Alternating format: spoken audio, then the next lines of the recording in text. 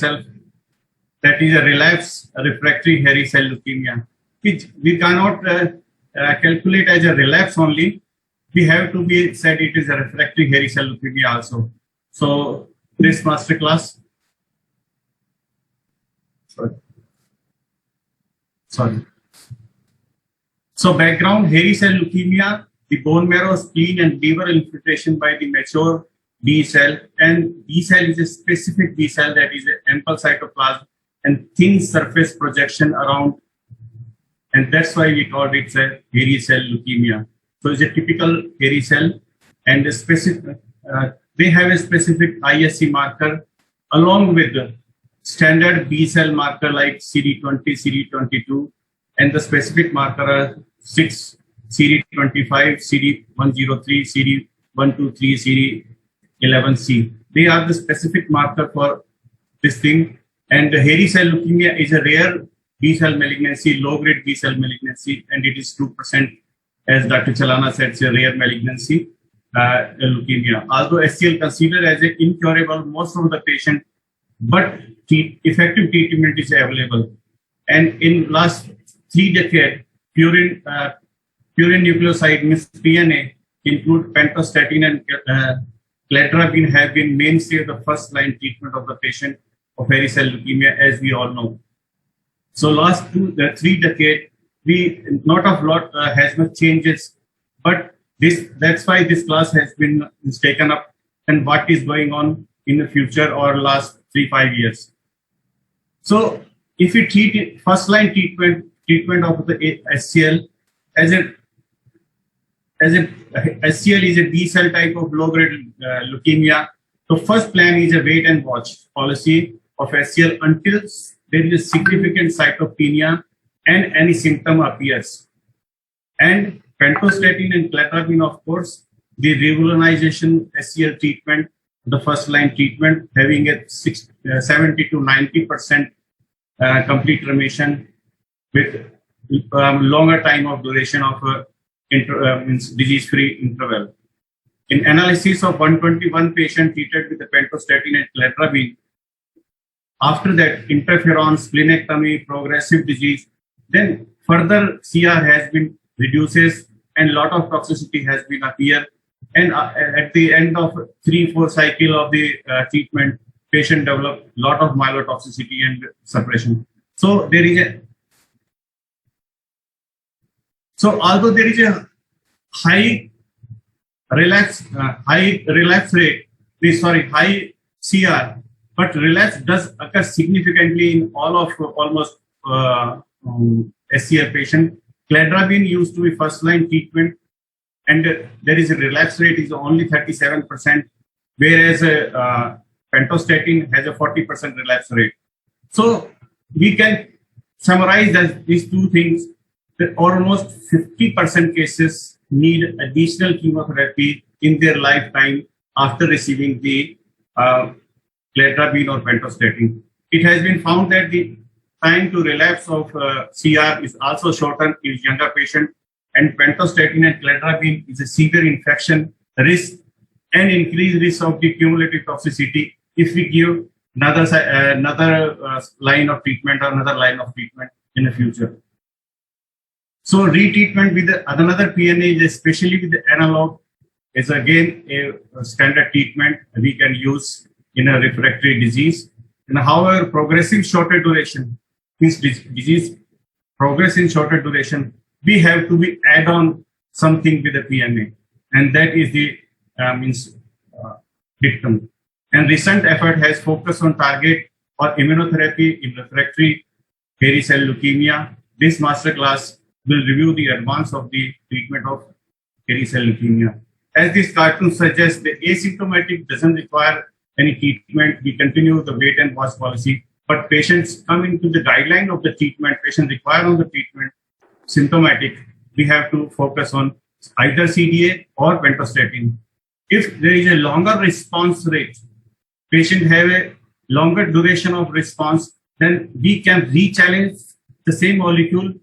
But if the patient have a smaller early response, so we can have to add on the another PNA in this time. plus and minus with rituximab. So how we can improve the hairy cell leukemia treatment? Because genetic profiling and molecular alteration have been outlined very well in the recent days in hairy cell leukemia. Most hairy cell leukemia cases, means 80 to 90%, characterized by somatic hypermutation of the immunoglobulin heavy chain variable region, IgV gene mutations. And second thing is the BRAF. The BRAF, a kinase input proto-oncogenes, have been considered to disease-defining genetic lesion in the SCL. In a single BRAF is a single somatic clonal point mutation. BRAF first identified by the whole exome analysis of SCL, and this mutation results in the production of the BRAF V600E mutation protein, and this protein is almost prevalence in every SCL patients. So this can be used in our treatment. So anti-BRF, as the cartoon suggests, why we have chosen? Because the FDA has approved the clinical utilization of the BRAF inhibitor, verumafenib and defruvavanib, and MEK inhibitor, tremelimumab, has been greatly improved the outcome of the patient in BRAF mutated malignant melanoma. And in SCL, of course, 100% mutation is there, so we can use this molecule as a great effect. So inhibition of BRAF, MEK or EGG pathway with the verumafenib or defruvavanib and tremelimumab has shows increased molecule and morphological change in the SCL, ultimately inducing the apoptosis and disrupting the MEK and ERAC pathway. So we discuss one by one. Verumafenib is a currently only BRAF inhibitor recommended for the treatment of refractory hairy cell leukemia, and that included in the NCCN guideline. And verumafenib is a highly specific BRAF V600E kinase inhibitor that has low toxicity, rapid clinical response, and in clinical trial of SCL, and lack of significant myelotoxicity with this agent proposed to be additional advantage of SCL management, especially in third line or fourth line chemotherapy in hairy cell leukemia. And we discussed some data. The phase 2 trial has done in Italy, and United 2 trial has been done in Italy, and everywhere they have shown the good response rate, even 9-month survival, 9-month survival, progression-free survival, and 1-year progression-free survival in the US data, and with CR is 73% in third line treatment. And similarly, defruvavanib again is a selective type of BRAF inhibitors, clinically have activity and can be used in the similar way of verumafenib. And now we have come to the One conclude fastly. 2 minutes. Please. Ibrutinib is approved for the treatment of the CLL and mantle cell lymphoma. We can include in treatment of SCL also. And NCCN ESMO guideline has included this thing with the treatment. And rituximab, of course, we have started with this thing that the CD20 expressing B cell malignancy. Now it has been used in all where the CD20 is expressing. So we can use as a combination treatment of the PMA, and we can use as the other agent. Rituximab is a highly useful in refractory or relapsing SCL. And this in 221 NCCN guideline, they recommended rituximab with the verumafenib and other molecule also. And bendamustine is similarly we can use in CLL and relapse NHL. So we can also use in the SCL. And one thing I have mentioned to say that this anti-CD22 as a standard marker of B cells CLL is again CD22 is positive and SCL, and the molecule is MTP. MTP again is showing the great activity, but some have a side effect along with this. It is also promising. Still, data has to be required, but NCCN guideline has been included this molecule on refractory or relapse as a second A recommendation. So if we go for the NCCN guideline, first, as we discussed, the purine analog as a cladribine, pentostatin plus minus rituximab. If we go for the relapse, we can clinical trial and use the verapamil and rituximab along with the other molecule.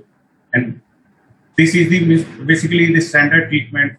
And NCCN also approved following treatments.